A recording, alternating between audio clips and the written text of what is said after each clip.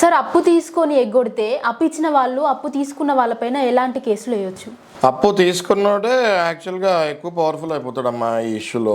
కానీ అయినా కూడా డబ్బులు ఇచ్చిన వాళ్ళని మళ్ళీ వెనక్కి తీసుకురావాలి, అది మా అడ్వకేట్స్ ధ్యేయం. కాబట్టి నానా రకాలుగా ఉంటుంది. ఒకటి చెక్ బౌన్స్, అంటే మీరు అప్పు ఇచ్చినప్పుడు నేను చెక్ తీసుకుంటే చెక్ బౌన్స్ కేసు వేయచ్చు. ఇంకొకటి ప్రామిసరీ నోట్, అంటే నోట్ రాసుకుంటారు కదా, ప్రామిసరీ నోట్ తీసుకున్నా కూడా మనం మళ్ళీ ఆ డబ్బులు రికవరీ వేస్తానికి మనీ రికవరీ సూట్ వేయచ్చు, అందులో ప్రామిసరీ నోట్ పెట్టచ్చు. ఇంకోటి ఏదైనా అగ్రిమెంట్ రాసుకున్నా ఆ అగ్రిమెంట్ బేస్ మీద మళ్ళీ మనీ రికవరీ సూట్ కి వెళ్ళొచ్చు. సో చాలా మంది ఏమనుకుంటారంటే అప్పు ఎగ్గొట్టేస్తాను నేను, ఏం చేస్తారో చేసుకుంటారో, నా డబ్బులు నేను ఇయ్యను, ఏం చేసుకుంటారో చేసుకోండి అని వదిలేస్తుంటారు. చాలా మంది ఊర్లలో ఇంక ఇప్పటికీ కూడా వాళ్ళు ఇస్తేనే తీసుకోవాలేమో, లేకపోతే చట్ట ప్రకారం మాకు ఏమీ తెలియదు అని ఫీల్ అవుతుంటారు. అందరికీ నేను చెప్పేది ఏంటంటే, మీరు ₹1 ఎవరికైనా అప్పించినా కూడా వదిలే అవసరం ఉండదు.